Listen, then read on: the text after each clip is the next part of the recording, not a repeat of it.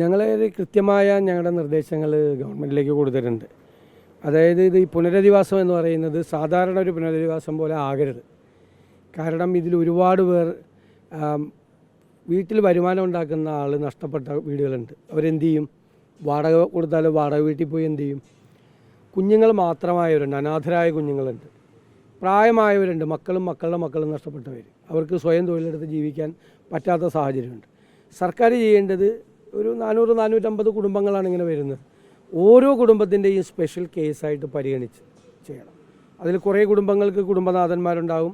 നമുക്ക് ആവശ്യമായ സഹായം കൊടുത്ത് റെൻറ്റിന് വീടെടുത്ത് റെൻറ്റ് കൊടുത്ത് അവർക്ക് വീട് വെച്ച് മാറുമ്പോൾ അല്ലെങ്കിൽ വാടക വീട്ടിലേക്ക് മാറുമ്പോൾ ആ വീട്ടിലേക്ക് ആവശ്യം ഒരു പാത്രം പോലും ഉണ്ടാവില്ല, ഒരു തുണി പോലും ഉണ്ടാവില്ല, അതിനാവശ്യമായ സൗകര്യങ്ങൾ കൊടുക്കുക. അങ്ങനെ ഏതെങ്കിലും കാര്യങ്ങൾ ആവശ്യപ്പെട്ടാൽ ഞങ്ങൾ ചെയ്യാൻ തയ്യാറാണ്. ഞങ്ങളതിനാവശ്യമായ സഹായ കുടുംബത്തിന് ഒരു വാടക വീട്ടിൽ പോയോ അല്ലെങ്കിൽ പുതിയ വീട്ടിലേക്കോ താമസം മാറുമ്പോൾ ആവശ്യമായ കുറേ കാര്യങ്ങൾ നമുക്ക് ചെയ്യാൻ പറ്റും. പിന്നെ തൊഴിൽ, കുറേ പേർക്ക് തൊഴിൽ കൊടുക്കേണ്ടി വരും, സർക്കാർ തൊഴിൽ കൊടുക്കേണ്ടി വരും, കുറേ പേർക്ക് സ്വയം തൊഴിൽ കണ്ടെത്തി കൊടുക്കേണ്ടി വരും. കുറച്ച് ആളുകൾക്ക് ഇപ്പോൾ കൃഷി ചെയ്ത് ജീവിച്ചവരുണ്ട്. അവർക്ക് ഏതെങ്കിലും സ്ഥലം ഗവൺമെൻറ് മുൻകൈയെടുത്ത് അല്ലെങ്കിൽ ഏജൻസികൾ മുൻകൈയെടുത്ത് കൃഷി ചെയ്ത് പാട്ടത്തിനാണെങ്കിലും കൃഷി ചെയ്ത് ജീവിക്കാൻ വേണ്ടിയിട്ടുള്ള ഒരവസ്ഥ വേണം.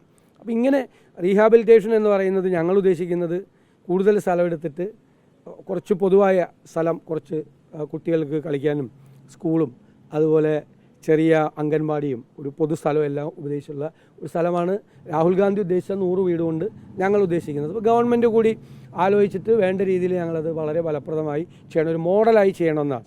സർക്കാരും അതുപോലെ ചെയ്യുമെന്ന് തന്നെയാണ് ഞാൻ കരുതുന്നത്. അപ്പോൾ ഈ പുനരധിവാസം എന്ന് പറയുന്നത് സമഗ്രമായൊരു ഫാമിലി പാക്കേജാക്കി ചെയ്താൽ മാത്രമാണ് അത് ഫലപ്രദമാകുന്നത്. അതോടൊപ്പം ഞാൻ പറയുന്നത് ഇതൊക്കെ കഴിയുമ്പോൾ എല്ലാം മറന്നു പോവും, വീണ്ടും ദുരന്തങ്ങളുണ്ടാവും, വീണ്ടും നമ്മൾ പോവും, വീണ്ടും നിങ്ങൾ മാധ്യമങ്ങൾ ഇതാവും, നമ്മളെല്ലാവരും ചെല്ലാതല്ല. ഇനി ദുരന്തങ്ങൾ ഉണ്ടാകാതെ നോക്കേണ്ടതിൻ്റെ ഉത്തരവാദിത്തം കൂടി ഗവൺമെൻറ്റിനും നമുക്കെല്ലാവർക്കും ഉണ്ട്. അതുകൊണ്ട് ഏറ്റവും ആധുനികമായ സങ്കേതങ്ങൾ ഉപയോഗിച്ചുകൊണ്ട് ഈ പ്രോൺ ഏരിയ മാപ്പിംഗ്, ലാൻഡ് സ്ലൈഡിന് സാധ്യതയുള്ള പ്രോൺ ഏരിയ മാപ്പിംഗ് നടത്തണം.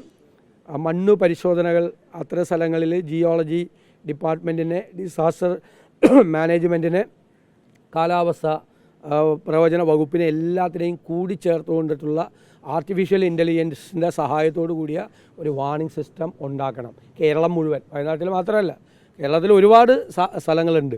ഏത് സമയത്തും അതിതീവ്ര മഴ പെയ്യാം, മേഘവിസ്ഫോടനം ഉണ്ടാകാം, ചക്രവാത ചുഴി ഉണ്ടാകാം, സൈക്ലോൺ ഉണ്ടാകാം. ഇതൊക്കെ മുൻകൂട്ടി കണ്ടുകൊണ്ട് ഞങ്ങൾ കഴിഞ്ഞ നിയമസഭയിൽ കൂടി പറഞ്ഞതാണ്, ക്ലൈമറ്റ് ചേഞ്ച് എന്ന് പറയുന്നത് സർക്കാർ കാണാതെ പോകരുത്.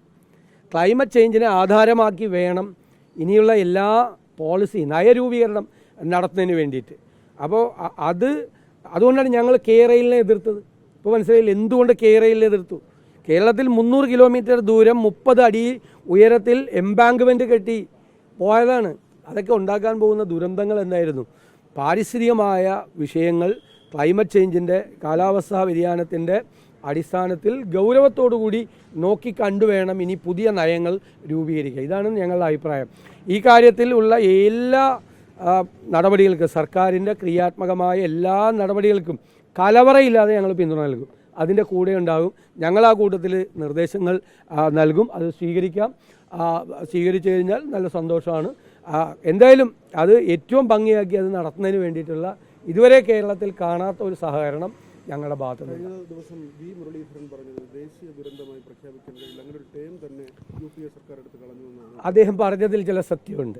കാരണം ഇപ്പോൾ ആ ടേം ഇല്ല നാഷണൽ. ഞാൻ അതിനെക്കുറിച്ച് ഒരു പഠനം നടത്തി, വിദഗ്ധരുമായിട്ടുള്ള ചർച്ച നടത്തി. അദ്ദേഹം പറഞ്ഞതിൽ ചില കാര്യങ്ങളുണ്ട്. കാരണം ഇപ്പോൾ ആ വാക്ക് ഉപയോഗിക്കാറില്ല. ഇപ്പോൾ ഒരു അപകടം ഉണ്ടായ L0 എന്നാണ് പറയുന്നത്, ഒന്നും ഒരു കുഴപ്പമുണ്ടായില്ലെങ്കിൽ. L1 എന്ന് പറയുന്നത് അവിടുത്തെ പ്രാദേശികമായ സർക്കാരുകൾക്ക് കൈകാര്യം ചെയ്യാൻ പറ്റാവുന്ന കാര്യം. L2 എന്ന് പറയുന്നത് അത് ഗവൺമെൻറ് ഇടപെട്ട് നടത്തേണ്ട, പ്രാദേശിക ഗവൺമെൻറ്റുകൾക്ക് ചെയ്യാൻ പറ്റും.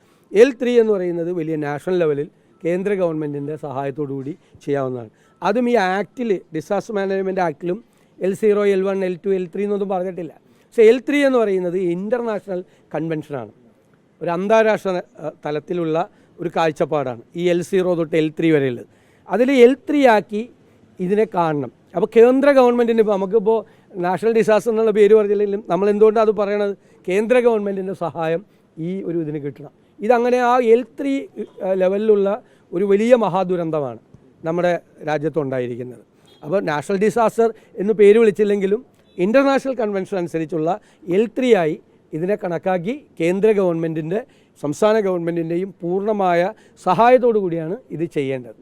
അതിനകത്ത് ഒരു കാര്യമുണ്ട്, ആ ടേമില്ല എന്ന് പുതിയ ആക്റ്റിലും 2013 മുതൽ ആ വാക്ക് ഉപയോഗിക്കുന്നില്ല. പക്ഷേ സാധാരണ നമ്മൾ പറയാറുള്ളത് നാഷണൽ ഡിസാസ്റ്ററായിട്ട് പ്രഖ്യാപിക്കണം എന്ന് പറഞ്ഞാൽ ആ ലെവലിലുള്ള സഹായം കിട്ടണമെന്നുള്ള അർത്ഥത്തിലാണ്.